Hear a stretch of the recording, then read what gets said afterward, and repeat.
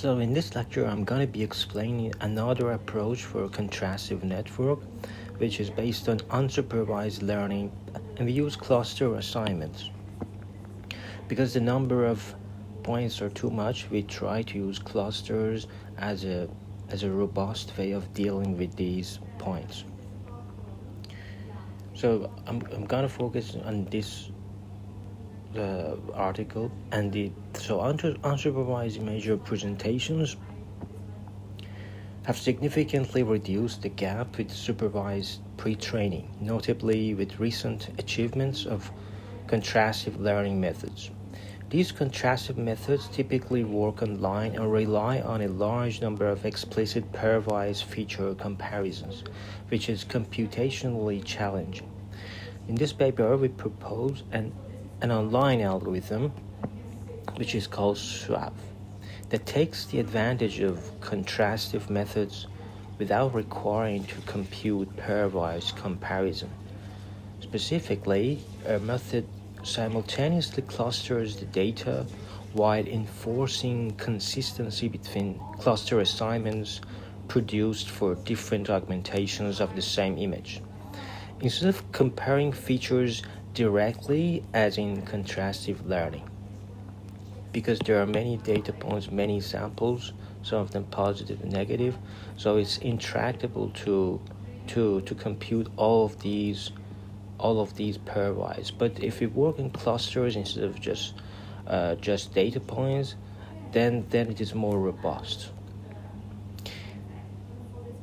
The contrastive loss explicitly compares pairs of image representations to push away representations from different images, while pulling together those from transformations or views of the same image. Since computing all the pairwise comparisons on a large dataset is not practical, most implementations approximate the loss by reducing the number of comparisons to random subset of images during training. So even clustering methods have problems because an alternative to approximate the loss is to approximate the task, which is to relax the instance discrimination problem. For example, clustering-based methods discriminate between groups of images with similar features instead of individual images.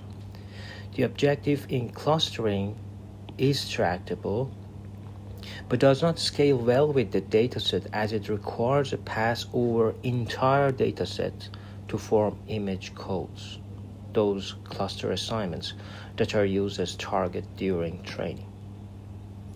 So they propose a simple swap prediction problem where we predict the code of a view from a representation of another view, and we learn features by swapping assignments between multiple views of the same image. The features and the codes are learned online, allowing our method to scale to potentially unlimited amounts of data. And SWAP works with small and large batch sizes and does not need a large memory bank or momentum encoder. The goal is to learn visual features in an online fashion without supervision. To that effect, they propose an online clustering-based self-supervised method. Typical clustering-based methods are offline in the sense that they alternate between a cluster assignment space, a step where image features of the entire dataset are clustered, and a training step where the cluster assignments are predicted for different image views. Unfortunately, these methods are not suitable for online learning as they require multiple passes over the dataset to compute the image features necessary for clustering. So we describe an alternative where we enforce consistency between codes from different augmentations of the same image.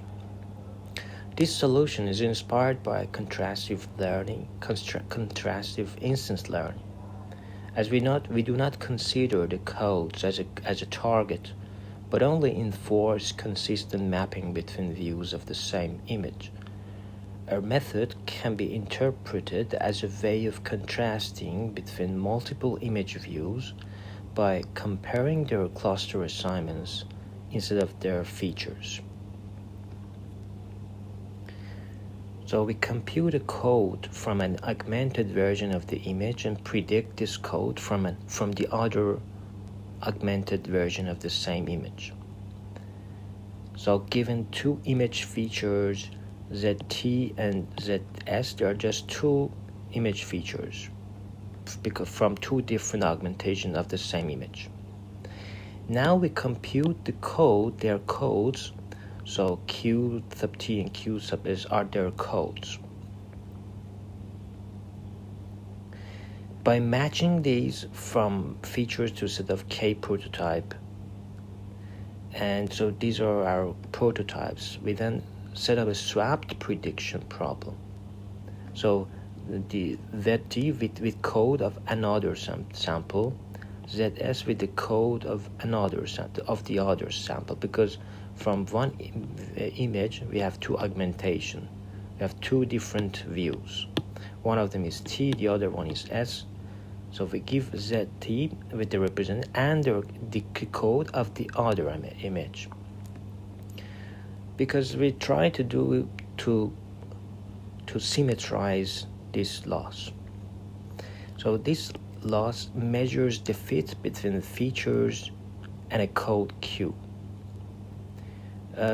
This idea is very similar to symmetrizing approaches for even BYOL in their second implementations.